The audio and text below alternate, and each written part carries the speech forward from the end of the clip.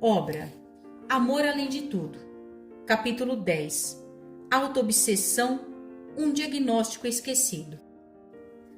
Este amigo, no fundo, está perseguido por si mesmo, atormentado pelo que fez e pelo que tem sido. Só a extrema modificação mental para o bem poderá conservá-lo no vaso físico. Uma fé renovadora, com esforço de reforma persistente e digna da vida moral mais nobre.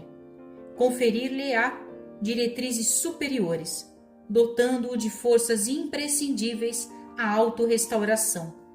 Permanece dominado pelos quadros malignos que improvisou em gabinetes isolados e escuros, pelo simples gosto de espancar infelizes, a pretexto de salvaguardar a harmonia social. A memória é um disco vivo e milagroso. Fotografa as imagens de nossas ações e recolhe o som de quanto falamos e ouvimos. Por intermédio dela, somos condenados ou absolvidos dentro de nós mesmos. André Luiz, pela psicografia de Chico Xavier. Libertação, capítulo 11. Fazia minhas anotações atentamente a respeito de algumas ideias que gostaria de enviar ao mundo físico quando tocou o telefone. Só podia ser quem? Já fui logo dizendo. O que você quer, Manuel Roberto? Como o senhor sabe que sou eu? Quem poderia me chamar uma hora dessas, sabendo que tenho tantos afazeres? É urgente, doutor. Quando é que não é urgente com você, Manuel? A propósito, queria lhe fazer uma pergunta. Pois não, doutor. Por acaso você acha que nós fomos criados juntos? Juntos? No mesmo instante? Não estou entendendo, doutor Inácio. Bom, deixa para lá. Na verdade, o assunto faz parte de uma carta que estou respondendo a um leitor no mundo físico. Em outra oportunidade te explico melhor. Fale logo o que aconteceu. Marcondes entrou em coma. Aconteceu algo ao seu corpo mental inferior? Não tivemos tempo para checar. O senhor vem para cá? Estou descendo para o subsolo do hospital imediatamente. Ao chegar ao setor de confinamento, que ficava mais abaixo da ala dos espíritas, havia um burburinho no corredor. Era um salão dividido por biombos, muito semelhante aos setores de observação dos hospitais no mundo físico. Chamamos de confinamento, não como sinônimo de isolamento, e sim de acompanhamento, porque ali os pacientes eram monitorados por aparelhos e profissionais 24 horas por dia. Havia praticamente um enfermeiro para cada 2 pacientes. Imaginem uma ala psiquiátrica lotada, na qual aconteceu algo que chama atenção. A cama estava rodeada de enfermeiros que sentiam a gravidade do caso. Pedi licença aos curiosos, pacientes que também estavam no isolamento, mas já podiam ficar de pé e andar, e entrei no biombo de Marcondes. Olhei para ele ali inerte, em estado de quase morte, com seus sinais vitais comprometidos, parecendo um boneco de cera, com seu corpo astral muito frio. Antes que pudesse fazer qualquer coisa, um dos pacientes que olhava a cena disse: é Satã que domina a mente dele. Ele precisa de Deus. Aleluia, aleluia. E você precisa de eletrochoque, Maurício, disse eu ao paciente, nosso velho conhecido de outros tempos no protestantismo. Ele era um dirigente espírita que virou pastor de igreja evangélica. Eu tenho Deus no coração, doutor. Disse eu não duvido, mas ele deve estar dormindo uma hora dessas, tendo em vista o seu estado, Maurício. E você ainda fica falando do Marcondes. O senhor fala isso porque não sabe o que habita em meu coração. Aleluia. Você tem Deus na mente e no coração. Ele nem me deixou terminar e começou a falar mais alto, convencido. Os espíritas são as ovelhas perdidas de Israel. Satã tomou conta desse homem e ele vai morrer pela 2ª vez para renascer nos pórticos do Senhor. Eu aqui cuidando de um doente grave e tendo de aguentar outro mais maluco me atormentando. Mas, como nada acontece sem uma razão, foram me passando umas ideias pela mente, de forma que resolvi estender a conversa. Não posso discordar de você. Os espíritas podem mesmo estar sob essa influência. E você acha que pode fazer algo por essa pobre alma, Maurício? Leve-o para a minha igreja. Não temos tempo para isso, criatura. Preciso de algo agora. Quer ajudar? Quem tem Deus sempre pode ajudar. Então me empreste essa sua fé. Venha cá. Sem pensar duas vezes, resolvi experimentar a famosa lei de semelhante que cura semelhante. Já experimentada com êxito em várias ocasiões aqui, em nossas alas de doentes mais graves. Coloquei as duas mãos de Maurício sobre as orelhas de Marcondes, pedi para ele apertar e disse: ele é todo seu, Maurício. Peça a Deus para curar as feridas na cabeça desse pobre coitado. Ore e busque essa dor de Marcondes para entregá-la a Deus. Deus, Todo-Poderoso, nós que tememos sua ira, rogamos com fervor pela treva que está na mente desse filho desgarrado. E ele não conseguiu dizer mais uma palavra da oração. Suas mãos pareciam ter se imantado involuntariamente à cabeça do enfermo, puxando uma matéria pegajosa e mal cheirosa como uma cola. Quanto mais força Maurício fazia para se desgarrar, mais ele se contorcia e absorvia a matéria que purgava intensamente. Ficou de olhos esbugalhados, avermelhou-se todo no rosto e, por fim, caiu ao chão como se tivesse recebido uma terrível entidade. Passou a falar aos brados. Sou um enviado e missionário da doutrina. Fui encarregado de unir os irmãos no ideal. O Espiritismo veio para mudar os rumos do mundo. Veio para salvar a humanidade. É o Consolador. E nós, espíritas, somos a luz do mundo e o sal da terra. Eu tenho uma enorme missão perante a vida. A cena era de arrepiar. Maurício se contorcia no chão, como uma serpente se dirigindo à porta de saída do confinamento, e dizia: vou sair. Preciso sair daqui e ir buscar minha alma que está na terra. Preciso voltar ao meu grupo. Eles precisam de mim. Isso tudo é um sonho. Eu não pertenço a esse lugar. Maurício ficou uns 3 minutos em completa convulsão mediúnica e depois desmaiou. Foi colocado em uma maca e levado ao seu leito.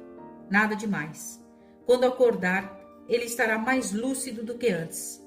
O que era ruim para Marcondes se transformou em cura para Maurício. É como fazer o soro antiofídico com o veneno da cobra. A energia destruidora que partiu de Marcondes funcionou como um desfibrilador energético na organização perispiritual de Maurício. Fui então verificar o que aconteceu com Marcondes. Médicos e enfermeiros atentos já tomavam as providências habituais. Seus sinais vitais tiveram nítida e imediata melhora. As feridas em sua cabeça purgavam, e de cada uma delas saíam pequenas larvas de cor esverdeada. Eram micro-organismos produzidos pela arrogância. Apesar do mau cheiro, nossos enfermeiros colhiam uma a uma essas larvas, atendendo ao sublime desígnio da criação, de que nada se cria, nada se perde e tudo se transforma. Esses micro-organismos foram devidamente acondicionados em tubos de ensaio, pois, posteriormente, vão virar remédios e vacinas para espíritos extremamente orgulhosos internados aqui no hospital. Não é brincadeira, é ciência avançada. Vocês, médicos da Terra, quando chegarem aqui, preparem-se para entrar novamente na universidade e refazer todo o seu curso à luz do espírito imortal. A química e a biologia, nesse plano, são assuntos que vão requerer uma profunda reconceituação de princípios, quando estudados sob a ótica da física quântica. Aqui, doença é sinônimo de saúde que não está sendo bem usada. Após verificar as condições do enfermo, determinei: podem levá-lo daqui direto para a câmara holográfica. tomem as providências necessárias. Esse momento era muito importante para mim, pois esperei muito pela oportunidade de prestar socorro a Marcondes. A equipe do Dr. Frederico o recebeu nas dependências de internação, com acolhimento e carinho, e algumas horas depois, após minuciosos exames, chamaram-me para prestar informações adicionais. O médico-chefe, Dr. Rivaldo, esclareceu. Dr. Inácio, a situação é complexa e inspira cuidados urgentes. A ausência prolongada do corpo mental inferior, como é de seu conhecimento, causa danos aos tecidos do perispírito. A imunidade de Marcondes está baixíssima em função disso, e os departamentos de sua vida mental estão em pane incontrolada. As atitudes de Marcondes estão a um palmo da esquizofrenia. Ele permanece ainda em coma por meio dos mecanismos defensivos de seus órgãos perispirituais. Veja a sabedoria divina. Se ele acordasse agora, não saberia onde se encontra. Não dispomos de muito tempo. Nossas medidas para o início do tratamento necessitam de urgência. O rastreamento do seu corpo mental, ainda agarrado à entidade institucional no mundo físico, foi facilmente registrado pelo GPS da câmera holográfica. Não temos impedimentos marcantes que possam tornar impossível o resgate. Entre o perispírito e o corpo mental inferior de Marcondes, há uma linha de vínculos clara e livre à espera de nossa ação. Não há nenhuma obsessão ou componentes que agravem a iniciativa. Agora, nossa equipe só depende de um plano de ação para que acompanhemos o resgate. O senhor pode tomar providências a respeito? Dr. Rivaldo, no mais tardar amanhã pela manhã, lhe darei um retorno sobre o planejamento daquilo que faremos. Eu estava um pouco surpreso com meu desejo espontâneo em ajudar Marcondes. Na minha forma irônica de ser, pensei: isso é amor? Ou desejo que ele fique bom logo para nunca mais me dar trabalho? Comecei a rir de mim mesmo. Loucos são bem assim, riem de si próprios. A fala de Rivaldo a respeito do quadro de Marcondes ficou repetindo na minha mente. Não havia nenhuma obsessão, nem outros impedimentos mais marcantes. Este é um diagnóstico sobre o qual muito me interessa discorrer. Marcondes tinha, na verdade, uma auto-obsessão. No tempo em que atendi como médico psiquiatra no sanatório espírita Uberabense, vi diversos casos de difícil diagnóstico, que só mais tarde pude entender de forma mais ampla através das obras abençoadas de André Luiz, por meio da psicografia de Chico Xavier. O seguinte trecho da obra Libertação, citado na introdução deste capítulo, narra o caso de um investigador policial atormentado por lembranças de espancamento e abusos no exercício de sua profissão.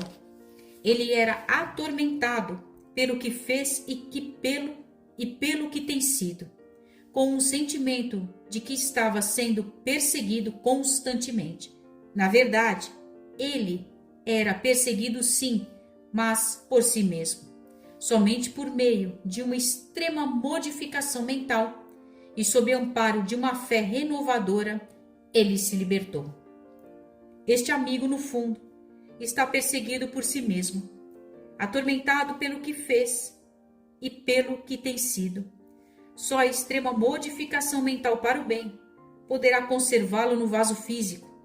Uma fé renovadora, com esforço de reforma persistente e digna da vida moral mais nobre, conferir-lhe-á diretrizes superiores, dotando-o de forças imprescindíveis à autorrestauração. Permanece dominado pelos quadros malignos que improvisou em gabinetes isolados e escuros, pelo simples gosto de espancar infelizes, a pretexto de salvaguardar a harmonia social. A memória é um disco vivo e milagroso. Fotografa as imagens de nossas ações e recolhe o som de quanto falamos e ouvimos. Por intermédio dela, somos condenados ou absolvidos dentro de nós mesmos. No Centro Espírita Uberabense, onde ingressei nas atividades de socorro espiritual e desobsessão, vi por inúmeras vezes pessoas buscando ajuda por suas tormentas espirituais. E qual não era a minha surpresa em ver Eurípides Barçanufo manifestando-se em nossas reuniões pela psicofonia de Modesta, para falar sobre esse tema. Já naquela época, ele deixava claro que muitos dos que procuravam o centro precisavam, na verdade, do Sanatório Espírita Uberabense para cuidar de sua loucura pessoal. Da mesma forma, muitos dos que estavam internados no sanatório precisavam, na verdade, do centro para cuidar de suas obsessões espirituais. Com o estudo da literatura de Chico Xavier e a análise dos casos que fui acompanhando em consultório e ambulatório, ficava claro o processo de auto-obsessão como uma nova ordem de dores psíquicas e doenças espirituais. Nelas, o doente era o próprio agente de sua tormenta, originada em suas culpas do pretérito ou do presente e dinamizadas em suas emoções desgovernadas. Esse é um diagnóstico que precisa ser mais relembrado nos dias atuais, seja nos centros espíritas, seja pelos profissionais da saúde mental que investigam os dramas humanos à luz do espírito imortal. Ainda hoje, tais processos são muito acentuados e marcantes. Marcondes, a despeito de suas ilusões e culpas, era um homem bom, bem intencionado e muito bem amparado. Fez muito pelo espiritismo e pouco por si mesmo, mas avançou, é bem verdade. Saiu dessa última existência melhor do que quando reencarnou.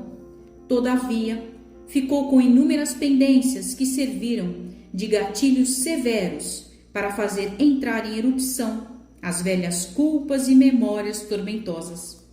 Não ficamos, como muitos imaginam, ligados apenas por fios invisíveis às nossas criações mentais. Em muitos casos, deixamos uma parte de nós presa a lugares, pessoas ou situações. Era o caso de Marcondes. Seu corpo mental inferior mantinha-se agarrado às dependências do núcleo unificador que ele coordenou por décadas, enquanto na vida física ele construiu uma teia de fios energéticos que o manteve lá, tamanha a intensidade com a qual se entregou emocionalmente a esses vínculos tecidos por atitudes de apego, arrogância e orgulho. É por essa razão que, em alguns casos, os familiares têm percepção dentro de casa de um membro da família já desencarnado. Em algumas situações, esse membro se apresenta imóvel e em outras em movimento. Nessa última condição, o corpo mental inferior alcança certo nível de autonomia, utilizando-se de programações mentais profundamente enraizadas no subconsciente, posto que foram exaustivamente repetidas por meio de costumes e hábitos condicionados ao longo do tempo. Mais uma vez recordei o ensino do mestre, porque onde estiver o vosso tesouro, aí estará também o vosso coração. O tesouro de Marcondes foi o destaque, a atuação na instituição, os eventos, o reconhecimento pessoal, advindo do fato de ele mesmo se perceber como valoroso missionário da doutrina. E o que lhe sobrou? Em seu enterro, além dos familiares, estava presente apenas meia dúzia de companheiros que com ele se identificaram nos propósitos da unificação e que foram lhe prestar as últimas homenagens. Os velórios são experiências ricas de aprendizado. É ali que ficamos sabendo que o morto deixou para trás. No caso de Marcondes, dessa meia dúzia de companheiros, 2 estavam efusivos com a possibilidade de lhe substituir no cargo, e os outros 4 comentavam sobre a grandeza espiritual de Marcondes, fazendo cogitações a respeito de qual lugar ele ocuparia em nosso lar. Um deles, de muita boa vontade, chegou até a viúva para abraçá-la e lhe dar os pêsames, ressaltando a angelitude de Marcondes, o que o fez escutar algo inesperado. Meu marido tinha asas de anjo apenas para esconder os defeitos que vocês, espíritas, não tiveram que suportar como nós, os familiares. Marcondes não tinha sido um bom marido, nem um bom pai, mas esse fato era desconhecido dos companheiros de doutrina. Ave Maria, me lembrar dessas coisas. Isso me fez recordar de meu enterro, ao qual tive a bênção de assistir e no qual, embora com bem mais do que meia dúzia de espíritas, ouvi coisas do tipo: fumou até morrer. Eu merecia ouvir isso, pois desencarnei com um baita enfisema pulmonar. O fumo fazia parte das minhas auto-obsessões. No fundo, foi sobre coisas como essas que dei as primeiras gargalhadas aqui no mundo espiritual, porque, surpreendentemente, havia uma multidão me esperando do lado de cá. Aliás, lembro-me bem que quando vi tanta gente, perguntei à Modesta: dei tanto trabalho assim para ter tanta gente a me socorrer? E ela delicadamente me disse: não, Inácio, esses aqui são seus amigos de verdade. O tempo passou e vi que eram mesmo meus amigos verdadeiros. Talvez o único tesouro que tenha trazido daí do mundo físico para cá, e que as bênçãos da mediunidade de Modesta me permitiram conhecer com antecedência. Bom, voltemos ao ponto em que estava antes dessas confabulações.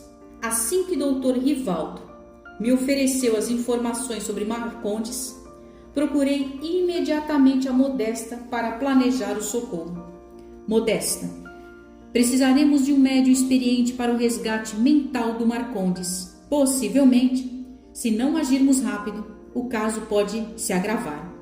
As tentativas infrutíferas das outras vezes ganham uma nova perspectiva, pois, além do novo momento vivido por ele agora, podemos contar com a ajuda da tecnologia holográfica. As 2 tentativas recentes mostraram a inviabilidade de tentar socorrê-lo apenas com a ajuda de médiuns. Procuremos tomar todas as medidas possíveis e corrigir eventuais falhas ocorridas em outras vezes, como a escolha do dia para realizar esse socorro. Sim, Inácio, você tem toda a razão. No núcleo de trabalho onde Marcondes atuou, ocorre reunião pública na 4ª e na 6ª-feira, e com as emanações mentais dos encarnados, o ambiente fica mais insalubre a tal medida. Solicitarei às equipes de higiene que obtenham permissão para efetuar uma limpeza na aura da instituição e para que tenhamos a presença de vigias já a partir de sexta-feira à noite. Faremos o socorro assim que o sol se puser, por volta das 19 horas no domingo. Nossas chances melhoram dessa forma. Estive também pensando em outra medida. Ocorreu-me mudar o médium. Gostaria de levar Antusa dessa vez. Acredito que as características de sua mediunidade, muito similares às de Maurício, poderão facilitar e tornar mais eficiente o processo de puxar o corpo mental inferior. Pedirei a ela que faça um preparo especial para a ocasião. Aliás, que notícia você me dá de Maurício? Na semana retrasada, ele foi para o confinamento. Modesta, não fosse por ele hoje, nem sei o que seria de Marcondes. Vou lhe contar o que aconteceu. Sempre com uma prosa da boa, detalhei para Modesta o ocorrido. Cogitamos também sobre o tema autoobsessão no médium Maurício, que largou a mediunidade para se tornar evangélico. A conversa foi longe. As providências foram todas tomadas para prestar o socorro a Marcondes. Muitos trabalhadores da mediunidade no plano físico estão acostumados a nos ver recorrendo às reuniões mediúnicas para amparar essa ou aquela alma em sofrimento.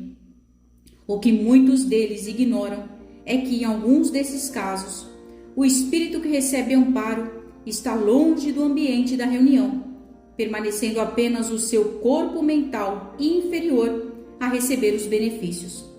Estávamos diante de um tema extremamente palpitante da medicina vibracional e espiritual, autoobsessão e cordões energéticos que vinculam pessoas a pessoas, a objetos, a lugares e a contextos históricos.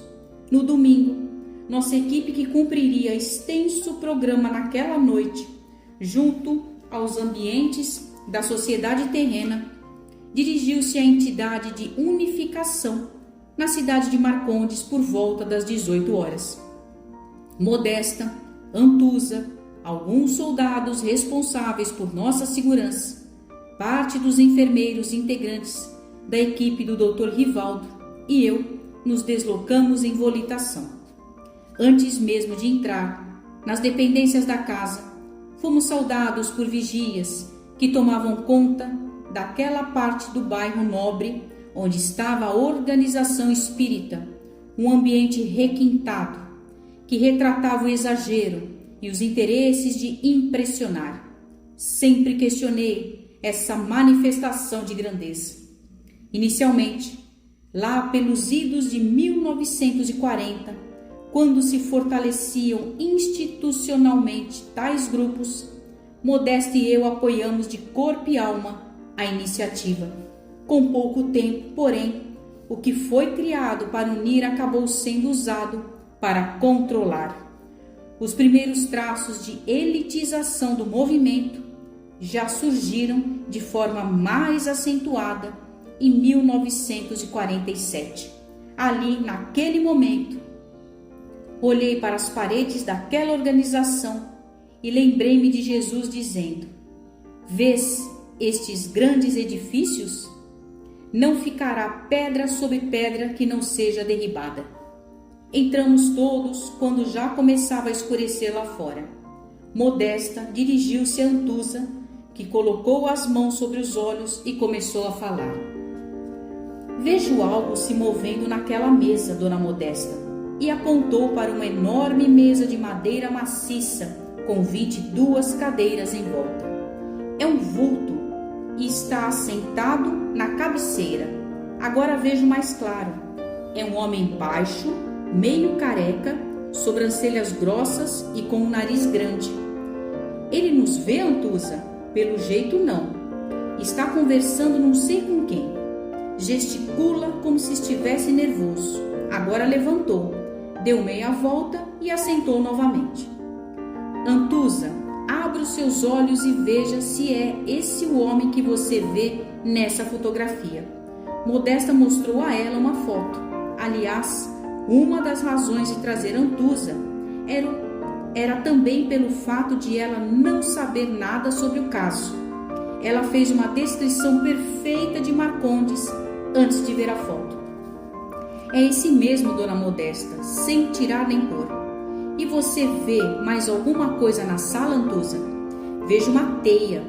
Parece assim que tem os braços, a cabeça e todo o corpo, como se fossem aqueles bonecos de marionete. São muitos fios finos." "E até onde vão esses fios?" "Até o teto e nas paredes. Quando o homem levantou, parecia uma aranha dentro da teia. Ele acabou de levantar novamente e fez o mesmo. Falou, deu meia volta e assentou. Parece que ele fica repetindo os mesmos gestos o tempo todo. Você consegue ouvir o que ele diz? Ele está nervoso com alguém e gesticula muito o braço. De repente, leva as duas mãos aos órgãos genitais discretamente. Parece sentir dor." "Foi nesse lugar que se instalou a doença de Marcondes", falei. "Antusa, disse Modesta.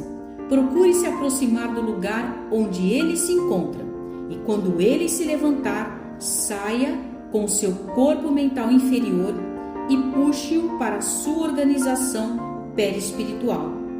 Vamos primeiro nos preparar em clima de oração para não suceder o mesmo que das outras vezes. Sim, Dona Modesta. Após a prece, Antusa se aproximou de Marcondes com uma facilidade ímpar. Saiu do seu corpo perispiritual, deslocando-se com seu corpo mental inferior. Buscou Marcondes pelo braço, sem nenhum esforço adicional, e literalmente o imantou em seu perispírito. Assim que procedeu a imantação, a médium, sem guardar muita consciência do processo, foi envolvida em segurança total pelos técnicos enfermeiros. Depois disso, eles usaram aparelhos apropriados para fazer o desligamento dos fios energéticos que aprisionavam o mental de Marcondes naquele lugar. Dessa vez, os fios estavam rarefeitos e tivemos maior êxito para deslocá-lo daqui. A sugestão da mudança de dia para o resgate, com total ausência do grupo de encarnados, alcançou pleno êxito. Conseguimos criar uma linha aberta para o auxílio de Marcondes, que sofria de um caso de autoobsessão e cujos resultados infelizes de suas criações mentais inferiores o transformaram em escravo de suas próprias emanações.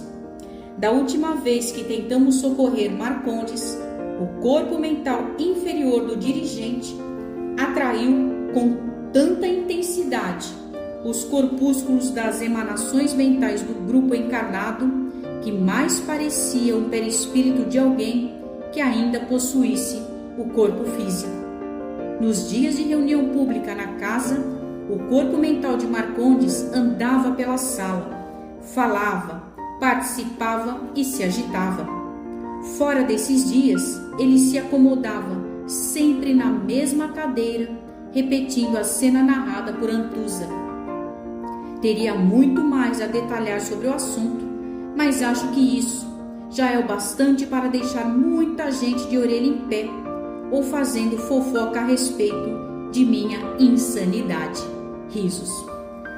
Regressamos ao Hospital Esperança, levando Antusa incorporada e acoplamos o mental de Marcondes, que se encontrava em coma, dentro da câmara holográfica. Essas operações já foram descritas por mim no caso de Stella, sendo improdutivo repetir procedimentos que, vez ou outra, guardam algumas peculiaridades, mas no geral são muito parecidos. A melhora de Marcondes foi imediata. Ele ainda permaneceria por mais 3 dias na câmara para que fossem feitas incisões de ajustamento de corpos e alinhamento dos chakras, procedimentos que seriam realizados pela equipe do Dr. Rivaldo. Após isso, Marcondes seria transferido novamente para a enfermaria comum, ala que ocupou quando chegou pela primeira vez no hospital.